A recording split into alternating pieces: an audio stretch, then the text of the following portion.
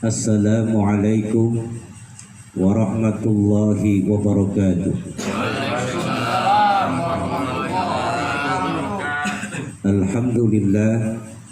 Alhamdulillahi rabbil alamin. Wa bihi nasta'inu ala umuri dunya waddin. Wa salatu wassalamu ala ashrafil anbiya'i wal mursalin Sayyidina wa maulana Muhammadin wa ala alihi wa sahbihi ajma'in, amma ba'du. Para jamaah yang dimuliakan Allah subhanahu wa ta'ala, alhamdulillah, dan kita ucapkan alhamdulillahi rabbil alamin. Segala puji bagi Allah, Tuhan seluruh sekalian alam. Salawat teriring salam semoga terlimpah dan tercurah kepada junjungan kita, keharibaan kita, Nabi besar Muhammad sallallahu alaihi wasallam. Dan kita mohon kepada Allah agar dijadikan umat Rasulullah, umat Islam yang bisa menjalankan ajaran agama Islam sampai akhir hayat kita nanti. Amin ya rabbal alamin. Para jamaah yang berbahagia, berbicara tentang tahlil. Tahlil itu dalam ilmu tatanan bahasa Arab namanya masdar. Diambil dari kalimat halala yuhallilu tahlilan. Kalau bahasa kita dikenal dengan berzikir, yaitu menyebut akan kebesarannya Allah subhanahu wa ta'ala. Dalam ayat suci Al-Quranul Karim, Allah jelaskan, Bismillahirrahmanirrahim.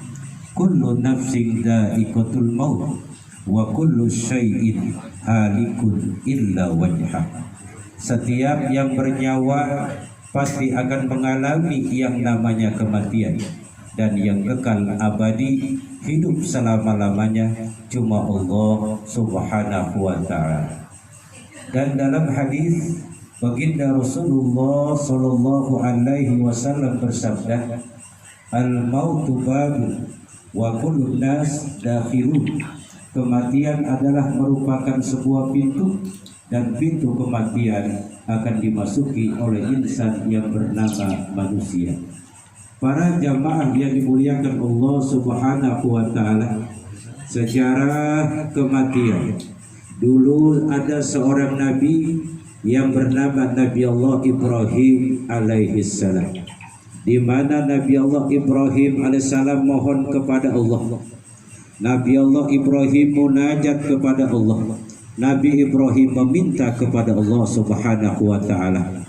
Kata Nabi Ibrahim, wahai Allah, apabila umurku hendak dicabut, umurku tatkala hidup di alam dunia usai dan selesai, mohon dikasih tahu wahai Allah. Lalu ternyata doa Nabi Allah Ibrahim dijawab oleh Allah. Bertahun-tahun lamanya Nabi Ibrahim lupa akan keinginan, permintaan dan doanya di hadapan Allah subhanahu wa ta'ala. Para jamaah yang dimuliakan Allah subhanahu wa ta'ala, satu saat Nabi Allah Ibrahim kedatangan tamu. Tamunya tidak lain tidak bukan adalah malaikat Israel, malaikat yang suka mencabut nyawa, dan memang ini tugasnya. Malaikat Israel atas izin perintah dari Allah subhanahu wa ta'ala menghampiri Nabi Ibrahim, lalu berkata di hadapan Nabi Allah Ibrahim, malaikat Israel menyampaikan pesan dari Allah, wahai Ibrahim, hari ini aku dapat tugas perintah dari Allah, dari Tuhan yang maha agung, yang maha besar, bahwasanya hari ini nyawamu akan aku cabut. Lalu Nabi Allah Ibrahim karena lupa akan doanya dulu, Nabi Allah Ibrahim protes, tidak mau dicabut nyawanya. Sehingga malaikat Israel menghadap kepada Allah subhanahu wa ta'ala. Kata malaikat Israel, wahai Allah, Nabi Ibrahim dicabut nyawanya pada tepat waktunya, tapi Nabi Ibrahim tidak mau menolak. Lalu kata Allah, wahai Ijrail, sampaikan salamku bahwasanya Nabi Allah Ibrahim dulu pernah berdoa kepadaku, kalau mau dicabut nyawanya kasih tanda-tanda, kasih aba-aba, kasih ciri-cirinya. Lalu kata Allah, wahai Ijrail, tandanya, aba-abanya, ciri-cirinya adalah rambut Nabi Ibrahim yang dulu hitam legam sekarang berubah menjadi putih, artinya sudah ubanan.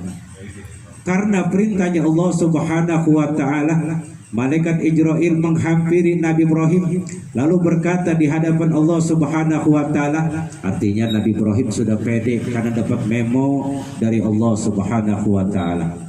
Kata Israel, Ibrahim, dulu rambutmu hitam legam, sekarang berubah menjadi putih, atau rambutmu sudah ubanan? Lalu Nabi Ibrahim, dia teringat bahwasanya dia menyadari dulu rambutnya hitam legam, sekarang sudah berubah menjadi putih atau berubah menjadi ubanan. Lalu Nabi Allah Ibrahim ruhnya dicabut oleh Allah. Maka jamaah, pada kesempatan kali ini yang rambutnya yang dulu hitam legam bagus sekarang berubah jadi putih ubanan, siap-siap kedatangan tamu malaikat Israel. Hadirin yang dimuliakan Allah Subhanahu wa taala, dalam sebuah hadis baginda Rasulullah sallallahu alaihi wasallam bersabda, "Ati ala Ja'fari, wahai sahabatku, bantulah, tolonglah keluarga Ja'far." Kenapa keluarga Ja'far? Kata Nabi, keluarga Ja'far barusan saja meninggal dunia. Maka sejarah di negeri Indonesia tercinta, kalau ada saudara, ada tetangga, ada handai tolan yang meninggal dunia, dibikinin tahlil atau berzikir. Di negeri kita ada tahlil malam pertama, ada malam ketiga, ada malam ke-7, ada malam ke-15, ada malam ke-40, ada malam ke-100, bahkan sampai ke-1000. Para jamaah yang dimuliakan Allah Subhanahu wa taala, kata Rasul, tahlil di malam pertama itu pahalanya diberikan oleh Allah Subhanahu wa taala sampai tiba malam ketiga. Walaupun malam pertama ada makanan berupa roti, pun terkadang berupa singkong. Ada ungkapan orang tua kita dulu, kalau sering makan singkong pasti jadi budek. Padahal maksudnya yang tua makan singkong, emang orang tuanya sudah budek, ya tambah budek. Para jamaah yang dimuliakan Allah Subhanahu wa taala, diantarkan pahala malam pertama tahlil sampai malam ketiga. Malam ketiga tahlil kembali, kata Rasul, dihantarkan pahalanya untuk mayit, untuk yang meninggal dunia sampai malam ke-7. Lalu kata Rasul, malam ke-7 dibikin tahlil kembali, pahalanya diantar, pahalanya disampaikan dengan izin Allah Subhanahu wa taala sampai malam ke-15. Lalu kata Rasul, di malam ke-15 dibikin tahlil kembali, pahalanya dihantarkan oleh Allah sampai malam ke-40. 40 dibikin pula tahlil, zikir dan berdoa kepada Allah Subhanahu wa taala, pahalanya diantar sampai malam ke-100. Ke-100 berzikir kembali, bertahlil kembali, pahalanya dihantar sampai 1000 malam atau 1000 hari. Di negeri kita dikenal dengan acara haul. Para jamaah yang dimuliakan Allah Subhanahu wa taala, dalam sebuah hadis baginda Rasulullah sallallahu alaihi wasallam bersabda, "Arba'un man utiyahunna faqad utiya khairad dunya wal akhirah." Ada 4 hal kata Rasul. 4 hal itu hidup kita menjadi bahagia dunia akhirat. Ada 4 macam. 4 macam itu yang menjadikan hidup kita selamat dunia akhirat. Dan ada 4 bagian kata baginda Rasul. 4 bagian itu hidup kita menjadi orang yang bermanfaat di dunia dan di akhirat. Para jamaah yang dimuliakan Allah Subhanahu wa taala, 4 hal itu mudah-mudahan bisa kita amalkan dalam kehidupan kita sehari-hari.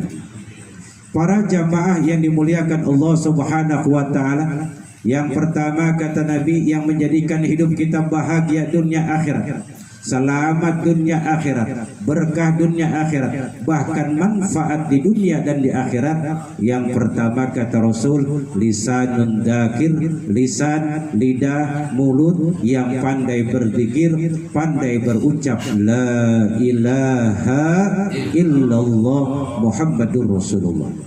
Dalam tafsir Jamal dijelaskan, di negeri surga itu ada sebuah pohon, pohon yang besar, pohon yang rindang, dan dahannya bertuliskan kalimat la ilaha illallah Muhammadur Rasulullah. Dalam tafsir Jamal dijelaskan, satu pohon itu yang rindang itu dan dahannya bertuliskan la ilaha illallah Muhammadur Rasulullah itu kalau dikelilingi oleh manusia makan waktu 300 tahun lamanya. Yang kita pikirin bukan pohonnya, kebunnya kayak apa kira-kira. Ini berkah orang yang berucap la ilaha illallah Muhammadur Rasulullah. Yang kedua kata Rasul, hidup kita akan bahagia, hidup kita akan manfaat, hidup kita akan berkah, bahkan berkah dunia dan akhirat. Wa qalbun syakir, punya hati pandai bersyukur. Maka dalam ayat suci Al-Quran sering kita dengar, sering kita baca, Bismillahirrahmanirrahim, la in syakartum la azidannakum wa la in kafartum inna adabi lasyadid. Kalau kamu pandai bersyukur, karunia, nikmat, rizki akan ditambah oleh Allah Subhanahu wa ta'ala. Tapi kalau engkau ingkar, artinya tidak mau bersyukur akan karunia pemberian Allah, ingat, adab Allah sangat mengerikan dan sangat menakutkan.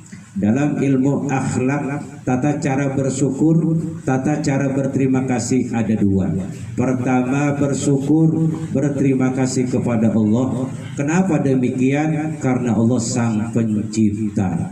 Apapun jabatannya, apapun pekerjaannya, apapun kedudukannya, semuanya adalah makhluk Allah. Para jamaah yang dimuliakan Allah Subhanahu wa ta'ala, lalu dalam ilmu akhlak, tata cara bersyukur, tata cara berterima kasih, yaitu berterima kasih kepada sesama manusia. Terlebih kita berada di negeri Indonesia tercinta, kita mohon kepada Allah Indonesia menjadi negeri seperti dilukiskan dan digambarkan dalam Al-Quran, baldatun thayyibatun wa rabbun ghafur. Lalu yang ketiga kata baginda Rasul, hidup kita akan menjadi bahagia dunia akhirat, selamat dunia akhirat, berkah dunia akhirat, bahkan manfaat di dunia dan di akhirat. Kata Rasul, yang ketiga adalah wasabirun alal bala, bersabar apabila diberikan ujian, cobaan, tantangan, rintangan. Para jamaah yang berbahagia, dijelaskan oleh baginda Rasulullah Sallallahu Alaihi Wasallam, kalau ada kampung, kalau ada daerah, kalau ada wilayah, kalau ada negeri, negeri itu penduduknya taat ibadah kepada Allah, mara bahaya, bencana, malu menghampirinya. Dan mudah-mudahan Indonesia diisi oleh orang-orang yang ahli taat ibadah kepada Allah Subhanahu wa ta'ala.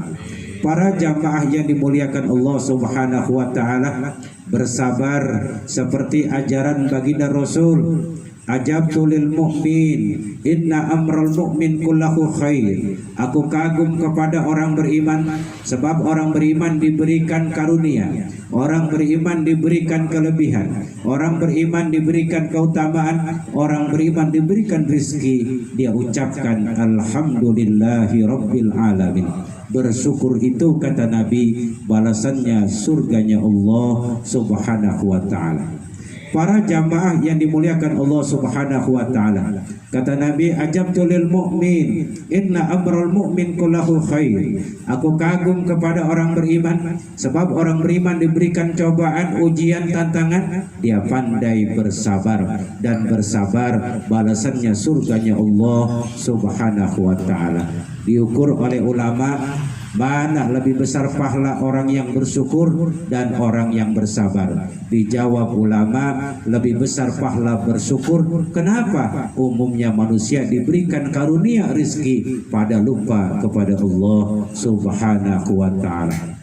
Yang keempat, kata Nabi, yang menjadikan hidup kita bahagia dunia akhirat, selamat dunia akhirat, berkah dunia akhirat, bahkan menjadi hidup yang manfaat di dunia dan di akhirat. Jadilah ikut baginda Rasul, ikut penjelasan bagi Rasul, yaitu wazauzatun la tabiga khaufan fi nafsiha wala maliha. Jadi seorang laki-laki kaya, jadi seorang perempuan kaya, jadi seorang anak kaya, apapun jabatan kedudukannya, selalu taat ibadah kepada Allah Subhanahu wa ta'ala. Tahlil adalah mengucap kalimat la ilaha illallah Muhammadur Rasulullah. Dan mudah-mudahan dengan acara tahlil negeri Indonesia tercinta diberikan keberkahan oleh Allah Subhanahu wa ta'ala. Kurang lebihnya mohon maaf. Wassalamualaikum warahmatullahi wabarakatuh.